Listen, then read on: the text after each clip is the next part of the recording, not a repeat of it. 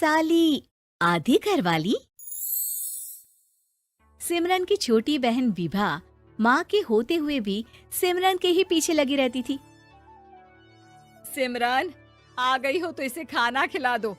बोल रही है तुम जब तक नहीं खाओगी ये भी नहीं खाएगी।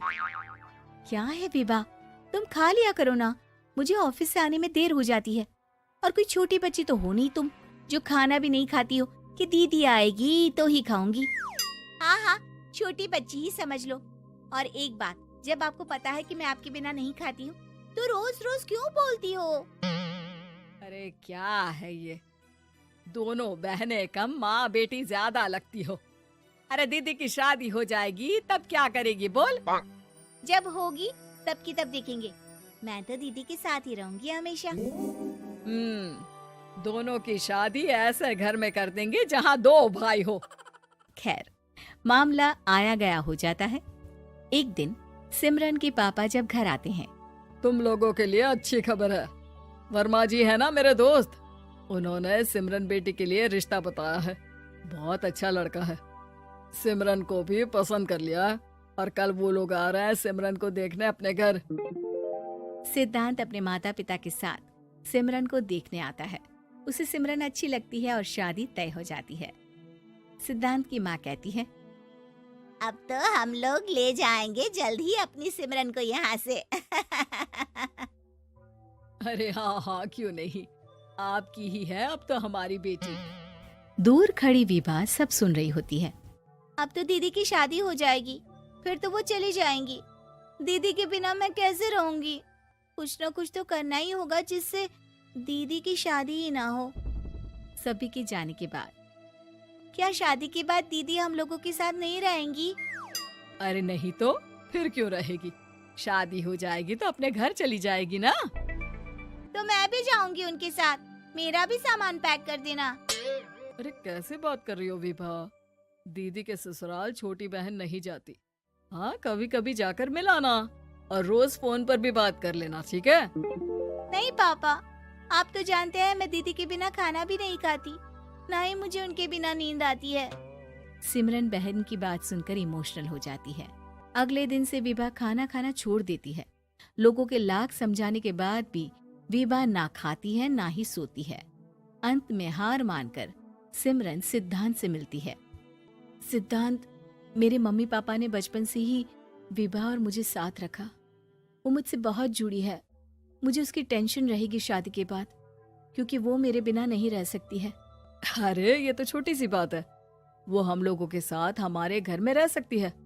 जब उसकी अकल आ जाएगी या वो समझ जाएगी कि तुम्हारा घर वो नहीं बल्कि ये है, तो हम उसे घर छोड़ आएंगे, ठीक है?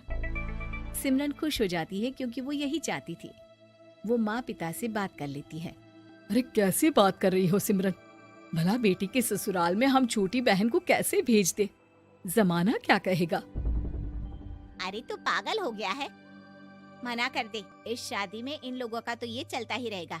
कभी बहन यहाँ आ रही है, कभी वो बहन के पास जा रही है। अरे शादी हो रही है, कोई मजाक थोड़ी ना हो रहा है ना बाबा ना। माँ कैसी बात कर रही हो, सिमरन से मैं जुड़ाव महसूस कर रहा हूँ और इतनी सी बात के लिए इतनी अच्छी लड़की को कैसे छोड़ सकता हूँ? सिद्धांत की भी जिद होती है कि वो सिर्फ सिमरन से ही शादी करेगा, और होता भी वैसा ही है। सिद्धांत और सिमरन की शादी हो जाती है और दहेज में आ जाती है विभा। शादी के बाद बुआ सास कहती है, अरे माँ ना, साली आधी घर वाली होती है, लेकिन ये क्या, तुम तो उसे घर ही ले आए। तभी चाची कहती है, सिद्धांत को तो हम लोगों ने सीधा समझा था, लेकिन सबसे तेज तो यही निकला। अरे देखो कैसे दहेज तो नहीं लिया, लेकिन साली पर कब्जा कर लिया। सिद्धांत ने इस और तो सोचा ही नहीं था, लोग उन लोगों के बारे में ऐसी भी बात करेंगे। वो वहाँ से चला जाता है और चुपचाप अपने कमरे में लेट जाता है। क्या हुआ सिद्धांत, तुम अचानक से परेशान हो गए, कोई बात है क्या? अरे नहीं नहीं, वो थक गया था ना, शादी की सारी तैयारी और रस्मों के बीच, सोच रहा हूँ थोड़ा आराम कर लूं। हाँ ठीक है, आप लेट जाइए, मैं विभा का बेड लगा देती हूँ जमीन पर। क्या? वो यहाँ सोएगी? हाँ, बताया तो था कि उसे नींद नहीं आती मेरे बिना। तो तुम आराम से लेटो ऊपर, हम लोग नीचे बिछा लेते हैं। अरे नहीं नहीं, तुम दोनों आराम से लेटो ऊपर, मैं माँ पापा के रूम में जा रहा हूँ। सिद्धांत वहाँ से दूसरे कमरे में चला जाता है, जहाँ सिद्धांत के पिता उससे कहते हैं, क्या बात है बेटा, तू उस कमरे में क्यों नहीं सो रहा? बहू से लड़ाई हो गई है क्या शादी के पहले दिन ही?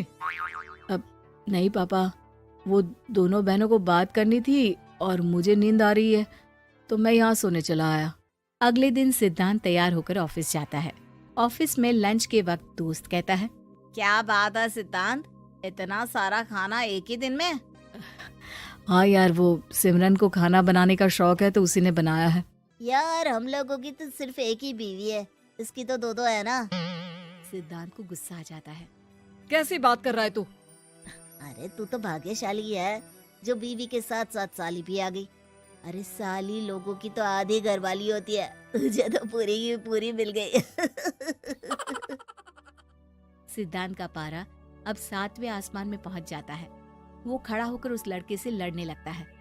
हाँ, मेरी शादी में मेरी बीवी के साथ मेरी साली भी आई है, ये सच है, लेकिन सिर्फ कुछ समय के लिए, क्योंकि उसने सिमरन को बचपन से ही माँ की तरह देखा और यूं अचानक वो सिमरन से अलग नहीं रह सकती थी। इसलिए सोचो, अगर मेरी बीवी उसके लिए माँ का स्थान रखती है तो मेरा दर्जा क्या हुआ? तभी वहाँ बॉस आ जाता है। माफ करना सिद्धांत, यहाँ इस मेंटल लेवल के लोग हैं। जरूरी नहीं साली सिर्फ आधी घरवाली ही हो, कभी वो छोटी बहन तो कभी बेटी भी होती है। वेल डन सिद्धांत। सिद्धांत को अब ऑफिस में कोई कुछ नहीं कहता, लेकिन आस पड़ोस का वो तो वही हाल रहता है। सिद्धांत ऑफिस से घर की ओर आ रहा होता है कि रास्ते में उसे अपनी कॉलोनी का दोस्त मिल जाता है। क्या बात है, चेहरे की चमक बता रही है, शादी से बड़ा खुश है तू, क्यों? हाँ यार, अच्छी लड़की और अच्छा परिवार मिलना कहाँ होता है जल्दी आजकल। यार हमें भी दिला देना ऐसा परिवार जहाँ एक के साथ एक फ्री की स्कीम चल रही हो। सिद्धांत को फिर गुस्सा आ जाता है। वो दोस्त को मारने के लिए हाथ उठाता ही है कि वहाँ विभा आ जाती है। अरे जीजू, रहने दीजिए ना, ये लोग नहीं समझेंगे कि इंसानियत क्या होती है। ये सच है कि दीदी से कैसे दूर रहना, ये मुझे पता नहीं था। आपने मुझे दीदी के पास रहने का मौका देकर ये समझने का मौका दिया कि लड़की का असली घर उसका ससुराल होता है। मैं समझ चुकी हूँ, मैं जा रही हूँ जीजू, लेकिन मैं खुश हूँ कि आपने मुझे अपनी छोटी बहन समझा। सभी उन लोगों को देखकर ताली बजाने लगते हैं। विभा अपने घर चली जाती है और सिद्धांत खुशी खुशी सिमरन के साथ रहने लगता है।